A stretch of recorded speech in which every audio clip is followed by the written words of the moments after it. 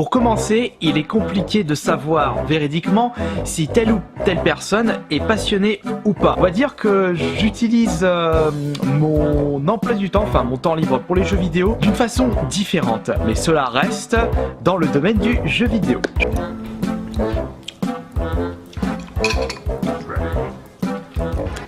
C'est parti.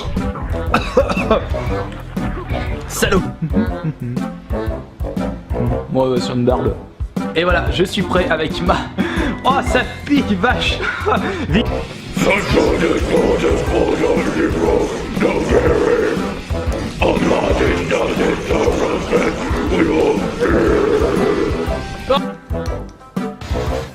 À la vôtre.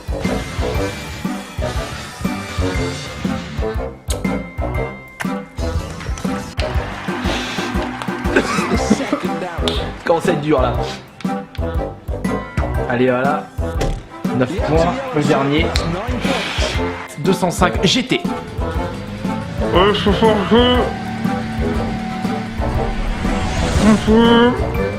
Soif de connaissance.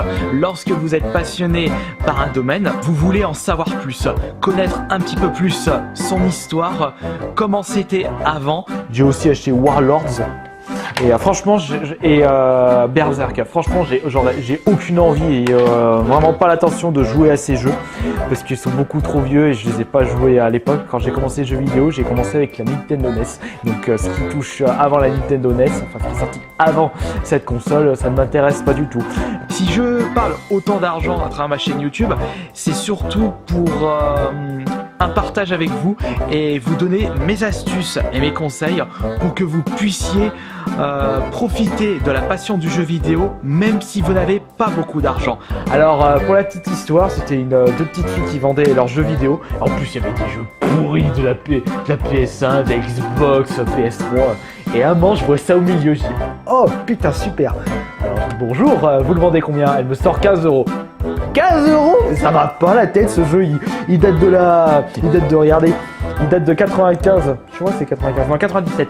Regardez, ce jeu date de 97, je m'aurais dit le dernier Mario, je comprends pourquoi vous mettez 15 €, mais ça c'est un vieux jeu. D'habitude je les achète à 1 € les jeux PS1.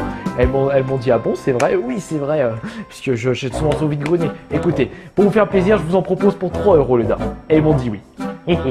Donc Final Fantasy VII pour 3 €. Pas d'accord là-dessus. Si je parle autant d'argent à travers ma chaîne YouTube, c'est surtout pour un partage avec vous et vous donner mes astuces et mes conseils pour que vous puissiez profiter de la passion du jeu vidéo même si vous n'avez pas beaucoup d'argent. Bon, je reconnais que le coût du FF à 3 € n'était pas fut de ma part. Mais ça vous a choqué surtout sur le fait que c'était un FF7. Puis c'est aussi la faute aux personnes d'être... c'est pas ma faute si ils sont ignorants. Oh que je suis salaud.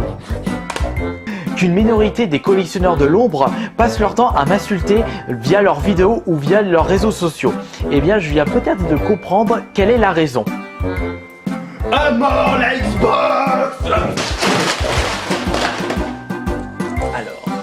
Désolé mon petit, je vais devoir tout.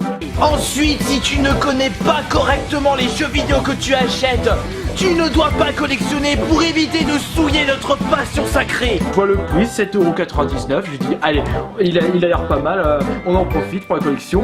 Pas de notice, mais ça je m'en fous. Mode emploi, VHS, bande 1, oh là là. Daffy Duck. Donc je sais pas ce que c'est ça. Weapon Lord. Bugs Bunny, non pas Bugs Bunny, Looney Tunes plutôt, non même pas Looney Tunes, Tiny Toons. Un jeu Game Boy version japonais, version japonaise, une version japonaise. Deux jeux Game Boy, achetés au Cash Converter. Pour des jeux Master System, nous avons Kung Fu Kid complet et The Mega Cartridge. Control Deck avec un packaging bleu. Mais c'est la première fois que je vois ce packaging, il doit pas être si courant que ça. Moi c'est pas un problème parce que j'ai toujours pris soin de mes affaires. Voilà. Ce sont les notices, c'est pas grave.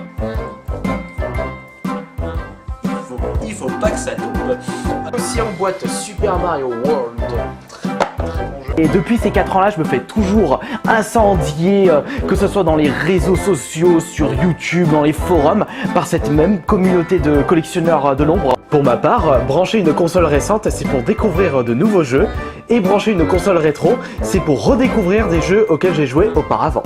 Alléluia, je suis vivant. J'ai bien rempli ma baignoire, il me fallait 280 boîtes de jeux pour pouvoir prendre un bain de jeux vidéo.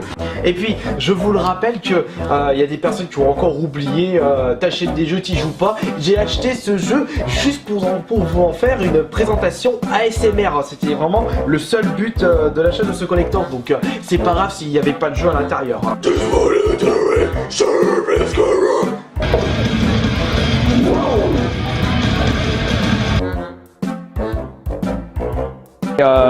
D'ailleurs, bon, le premier c'est pas vraiment un super jeu, mais bon, c'est toujours sympa à voir. Alors, nous avons également McDonald's.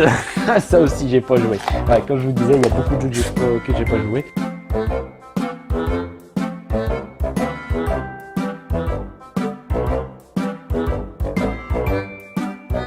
Sorti en 1992, McDonald's Land a été développé par Visual Concept, une branche appartenant à 2K Games. Ils sont spécialisés dans les jeux de sport, plus particulièrement la série NBA 2K et surtout WWE 2K. Une petite précision avant de continuer, je n'ai jamais testé ce jeu à l'époque.